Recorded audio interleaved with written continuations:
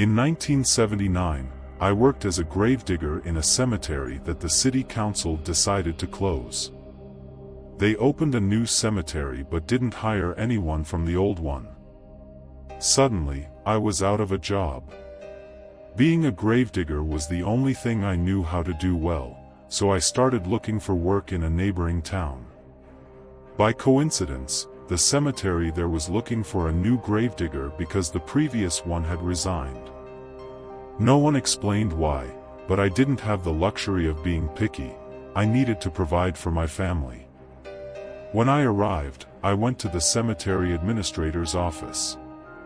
After a brief discussion about my experience, I was hired on the spot.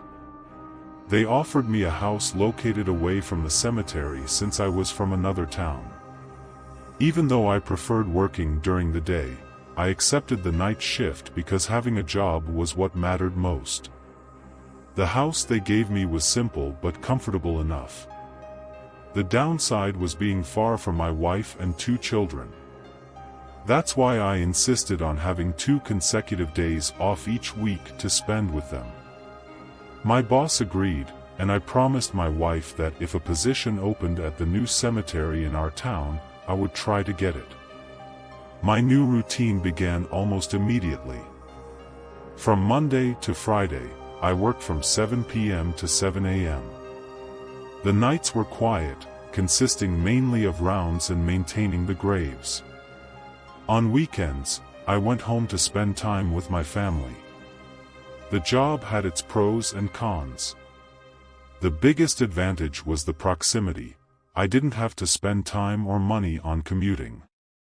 The downside was the loneliness, but I soon got used to it. During my first week, I realized that nights in this cemetery were different. In my previous job, I was always surrounded by people and had never experienced the feeling of being completely alone in such a vast, story-filled place. The tombstones and graves seemed to come alive at night, casting moving shadows and making sounds that the wind couldn't explain. The cemetery staff was friendly, but there was an air of mystery. The security guard, Mr. Antonio, was the oldest and often told strange stories, although he never went into detail. By the 3rd week, my routine changed. During one of my rounds, I saw a little girl, around 13 years old, walking through the cemetery. I was worried because the place was closed at night. When I approached her, she said she was visiting a grave. I found it odd, but I didn't want to scare her, so I took her to the cemetery office to call the police. While I was on the phone, she vanished. The police searched the area but found nothing.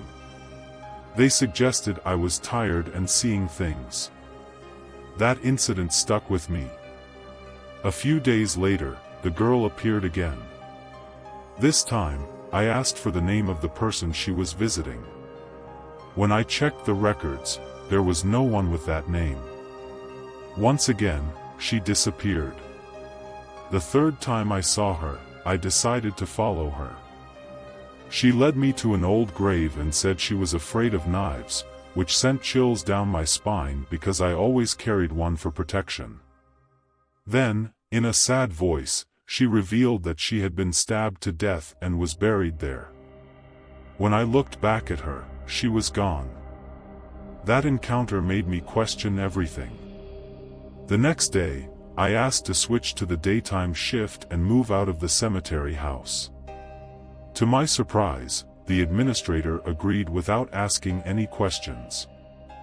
Although the new shift was more tiring due to the commute, I felt relieved.